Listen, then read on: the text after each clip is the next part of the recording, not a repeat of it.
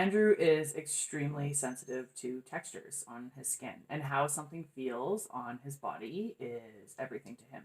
How it looks, that's for neurotypicals. We care about that. But when Andrew's shopping, it's for functionality only. Is it functional? Does it work? Will it last? What color it is, and if it looks good is like it's not even at the bottom of the list. It's not even on his list. He just doesn't even care. Or if it's on sale, or it's just what works, what's the best thing he can buy, and what will work the best for whatever he wants to get. So we went to the mall last summer for summer clothes, and we ended up getting him like 4 pairs of shorts and like 5 shirts. And Andrew has very few possessions in clothes because he's picky with what he wants, and what he likes he just wears quite a bit, and which really just makes for more laundry. But other than that, it works. His side of the closet is really small, so I ended up getting anxiety and leaving the store because Andrew will have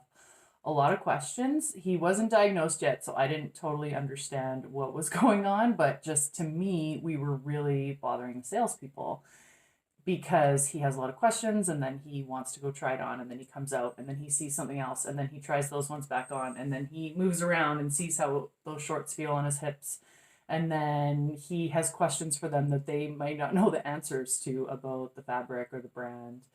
And then he'll want to go try something else on, and then we'll have a pile going. And I just ended up being like, Andrew, and he's like, what? I'm like, you're really giving me anxiety.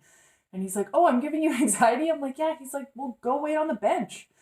And I did. And I haven't been to the mall with him since because just to me, we're really bothering the salespeople. I can feel their frustration, and I can tell that they're just like, who is this guy? Like, which now I feel like maybe I should try going to the mall with him again, because now that I understand the autism spectrum, I think it's funny because I understand what his brain's doing when he's asking all of these questions. He wants to know. And if he's going to buy electronics or even a pen, like he has this one pen he likes and it's expensive, and those are the only pens he buys because they glide really good across the paper and they don't snag and they always work and they fit in his pocket and they're comfy on his hand. And just he's really picky with that stuff because he's sensitive. So I need to not be a people pleaser and just realize that we're gonna be in the store a long time.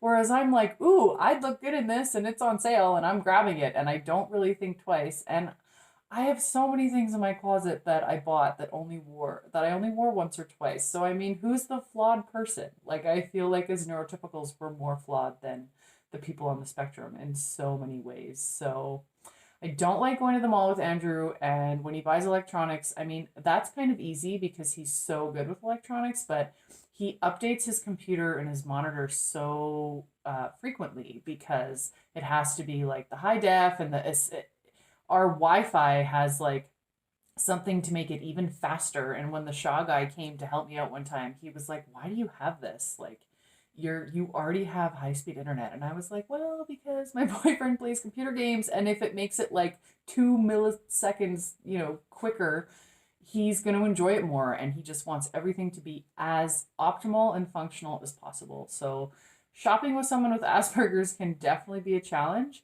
and they won't buy anything just to buy it. And I know that I do that. We retail therapy, right? We shop to feel better. But with Andrew, it's functionality, which is why his fashion choices were so terrible when I met him. But that's for another video.